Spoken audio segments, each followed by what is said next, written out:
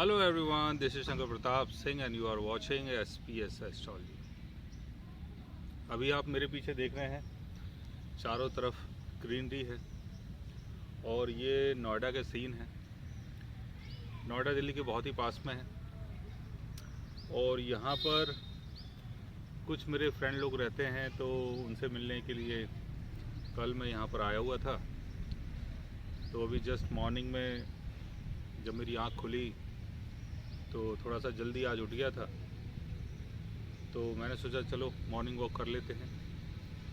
और जब मॉर्निंग में मेरी आंख खुली थी तो उस टाइम मैंने कुछ कमेंट्स आप लोगों के पढ़े थे, तो उसमें एक कमेंट था कि उनका नाम मुझे याद नहीं है, सॉरी।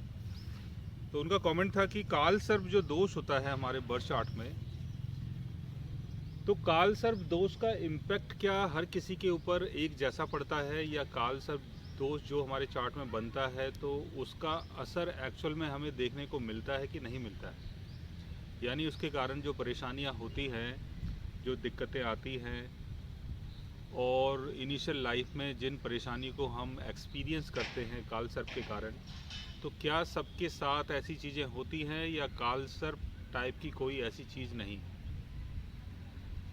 देखिए, अगर हम काल सर्प को समझने की कोशिश करते हैं तो आप ऐसा समझें कि काल सर्प जो है वो 144 टाइप्स का होता है। जैसे आप एक किसी लगन को ले लें, जैसे एरीज एसेंडेंट। एरीज एसेंडेंट में भी अगर काल सर्प आप देखेंगे तो 12 टाइप के काल सर्प बनते हैं, क्योंकि first house 7th house, second house 8th house, third house 9th house, इस तरीके से 12 आपके एसेंडेंट हैं, तो 144 टाइप के काल सर्प योग बनते हैं। और 144 टाइप के जो काल सर्प योग हैं ये तो है ही, साथ में राहु की प्लेसमेंट जहाँ पर है, जिस हाउस में है, केतु की प्लेसमेंट जिस हाउस में है, उस हाउस के लॉर्ड की प्लेसमेंट कहाँ पर है, वो अपने एक्सल्टेशन में है, अपने डेबिलिटेशन में है, वीक पोजीशन में है या स्ट्रॉन्ग पोजीशन में है, या लगन के हिसाब से राहु या केतु आपके लिए बेनिफिक है या मैलेफिक है। तो ये सारी चीज़ें देखनी बहुत ज़रूरी हैं, क्योंकि काल सर्प अगर आप सिर्फ किसी ने आपको बता दिया कि आपके चार्ट में काल सर्प है और काल सर्प के लिए आप बहुत ज़्यादा परेशान हो रहे हो, तो वो मेरे हिसाब से तो ठीक नहीं है। क्योंकि इतने टाइप के काल सर्प होते हैं और उसमें भी कई बार ये देखा गया है कि जिन लोगों की कुंडली में काल सर्प होता है वो लोग जीवन में बहुत तरक्की करते हैं। इवन मेरी कुंडली में भी काल सर्प है, तो मुझे तो ऐसी कोई परेशानी देखने को नहीं मिली। और भी लोगों की कुंडली में काल सर्प है, जैसे सचिन तेंदुलकर, उनकी कुंडली में भी है, बहुत सारे लोगों की कुंडली में होता है।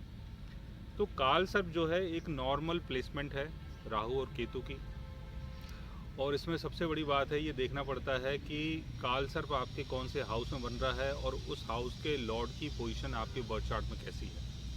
अगर उसकी पोजीशन बहुत अच्छी है तो आपको बेनिफिट मिलेगा, चाहे आपकी कुंडली में काल सर्प है या नहीं है। लेकिन अगर उसके लॉर्ड की प्लेसमेंट ठीक नहीं है तो आपको थोड़ी बहुत परेशानी हो सकती है, बट इसके लिए काल सर्प दोषी नहीं है। राहु केतु की प्लेसमेंट कहीं भी आपके बर्थ चार्ट में हो, काल सर्प ना हो, उससे कोई फ़र्क नहीं पड़ता है। उसके लॉर्ड की प्लेसमेंट को समझना बहुत ज़रूरी होता है। और साथ में ये भी देखना होता है कि शनि की प्लेसमेंट कहाँ है, शनि का एस्पेक्ट कहीं आपके राहु के ऊपर तो नहीं है, सैटर्न के ऊपर तो नहीं है। ये सारी चीज़ देखनी पड़ती है, तब जाके पता चलता है कि एक्चुअल में जो आपके चार्ट में जो भी प्लेनेटरी कॉम्बिनेशन है, कंजंक्शन जो भी बने हुए हैं राहु केतु से संबंधित, तो उसका क्या इम्पैक्ट आपकी लाइफ में पड़ता है। तो इसको काल सर्प समझ के, या काल सर्प नाम जो ऐसा है वो हर किसी को डरा देता है, तो इससे डरने की ज़रूरत नहीं है।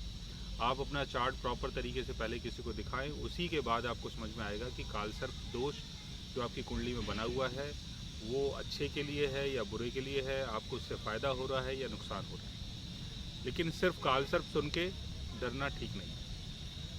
तो गाइज, आज मैंने आपको बताया काल सर्प की हकीकत के बारे में। अगर आप भी जानना चाहते हैं किसी ऐसे योग के बारे में, तो उसके लिए आप हमारे चैनल को सब्सक्राइब कर सकते हैं। और अगर आप हमसे बात करना चाहें, कंसल्ट करना चाहें, पर्सनली हमसे मिलना चाहें, तो आप हमारी वेबसाइट के थ्रू, हमारे ऐप के थ्रू हमसे मिल भी सकते हैं, बात भी कर सकते हैं, और गाइज आप हमसे कंसल्ट भी कर सकते हैं। So guys, take care, love you all.